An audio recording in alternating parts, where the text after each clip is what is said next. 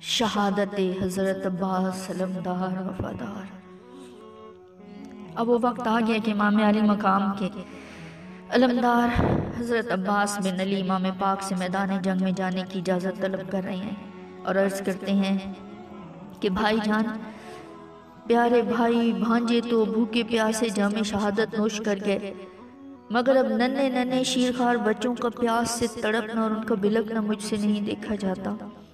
مجھے اجازت دیجیے کہ میں جا کر فرات سے ایک مشکیزہ پانی لے آؤں اور ان پیاسوں کو پلاؤں۔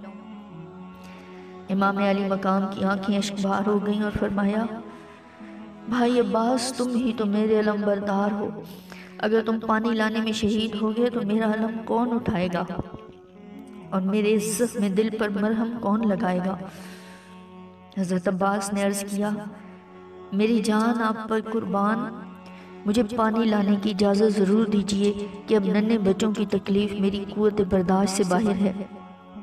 بس اب آخری تمنا یہی ہے کہ ساقی کوثر کے جگر پاروں کو چند گھونٹ پانی پلا کر میں بھی آپ کے لیے قربان ہو کر اپنے بھائیوں کے پاس پہنچ جاؤں۔ حضرت امام حسین نے جب حضرت عباس کی طرف سے بہت اصرار دیکھا تو انہیں سینے سے لگایا اور اشکبار آنکھوں سے انہیں اجازت دے دی۔ وہ ایک مشکیزہ کاندھے پر لٹکا کر گھوڑے پر سوار ہوئے اور فرات کی طرف روانہ ہوئے۔ یزیدی فوج نے جب حضرت عباس کو فرات کی طرف جاتے دیکھا تو روک دیا۔ آپ نے فرمایا، اے کوفیو، خدا تعالیٰ سے ڈرو اور رسول پاک صلی اللہ علیہ وآلہ وسلم سے شرماؤ۔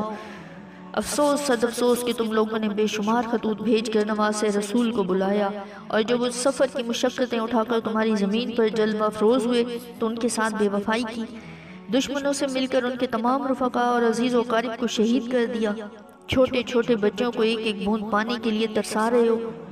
سوچو قیامت کے دن ان کے نانا جان نبی محترم نور مجسم صلی اللہ علیہ وآلہ وسلم کو کیا منہ دکھاؤ گے؟ کوفیوں نے جواب دیا کہ اگر ساری دنیا بھی پانی ہو جائے تب بھی ہم تمہیں پانی کا ایک قطرہ نہیں لینے دیں گے جب تک حسین یزید کی بیعت نہ کر لیں۔ ظالموں کا یہ جواب سن کر آپ کو جلال آگے اور فرمایا، حسین سر کٹا سکتے ہیں پر باطل کے سامنے جھک نہیں سکتے۔ پھر حضرت عباس شیر کی طرح ان پر جھپٹ پڑے اور اپنی تلوار دھواں دھار چلانے لگے، یہاں تک کہ بہت سے دشمنوں کو موت کی نیند سلاتے ہوئے فرات تک پہنچ گئے۔ پانی کے کنارے والی فوج نے جب آپ کو دیکھا تو آہنی دیوار بن گئے، مگر شیر خدا کے شیر مرتے کٹتے اور دشمنوں کی صفوں کو چیرتے پھاڑتے ہوئے آگے بڑھے اور گھوڑے کو فرات میں داخل کر دیا۔ مشکیزہ بھرا اور چلو ہاتھ میں لے کر پینا چاہا کہ ننھے بچوں کی پیاس سے بلکنا اور تڑپنا یاد آ گیا۔ تو آپ کی عقیدت ایمانی نے یہ گوارا نہ کیا کہ ساقی کوثر کے دلارے اور علی و فاطمہ کے جگر پارے تو پیاس میں تڑپیں اور ہم سیراب ہو جائیں۔ آپ نے چلو کا پانی گرا کے پانی کا بھرا مشکیزہ بائیں کندھے پر لٹکایا اور چل پڑے۔ چاروں طرف شور ہوا کہ راستہ روک لو، مشکیزہ چھین لو، پانی بہا دو، کہ اگر حسین کے خیمے تک پانی پہنچ گیا تو ہمارے ایک بھی سپاہی نہیں بچے گا، سب کی عورتیں بیوہ اور بچے یتیم ہو جائیں گے۔ حضرت عباس اس کوشش میں رہے کہ کسی طرح اہل بیت نبوت تک یہ پانی پہنچ جائے۔ جب دشمنوں نے آپ کو چاروں طرف سے گھیر لیا تو آپ نے بپھرے ہوئے شیر کی طرح حملہ کرنا شروع کر دیا۔ لاشوں پہ لاشیں گرنے لگیں اور خون کے نالے بہنے لگے، اور شیر خدا کے شیر نے ثابت کر دیا کہ میرے بازوؤں میں قوت حیدری اور رگوں میں خون علی ہے۔ آپ برابر دشمنوں کو مارتے کاٹتے چیرتے پھاڑتے ہوئے خیمہ حسینی کی طرف بڑھے چلے جا رہے تھے کہ بدبخت نے، جس کا نام زرارہ تھا، پیچھے سے دھوکہ دے کر ایسی تلوار چلائی کہ ہاتھ کندھے سے کٹ کر الگ ہو گیا۔ آپ نے فوراً مشکیزہ دانے کندھے پر لٹکایا اور اسی ہاتھ سے تلوار علی چلاتے رہے کہ پھر اچانک نوفل بن ارزق خبیث نے دایاں بازو بھی کاٹ دیا۔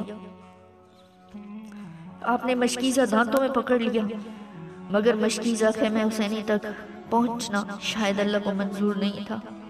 ایک بک بک کا تیر مشکیزے کے اندر ایسا لگا کہ پار ہو گیا اور سارا پانی مشکیزے سے بہنے لگیا۔ ظالموں نے چاروں طرف سے گھیر لیا اور زخموں سے چور چور کر دیا، یہاں تک کہ آپ گھوڑے کی زین سے زمین پر آ گئے اور فرمایا، اے میرے بھائی جان، میری خبر گیری فرمائے۔ امام علی مقام دوڑ کے تشریف لائے، تو بعض خون میں نہائے ہوئے ہیں اور ان قریب جام شہادت نوش فرمانے والے ہیں۔ شدت غم سے امام علی مقام کی زبان پر یہ کلمات جاری ہوئے کہ اب میری کمر ٹوٹ گئی۔ پھر امام علی مقام عباس کے زخموں سے چور جسم کو خیمے کی طرف اٹھا کے لا رہے تھے کہ ان کی روح قفس انصری سے پرواز کر گئی۔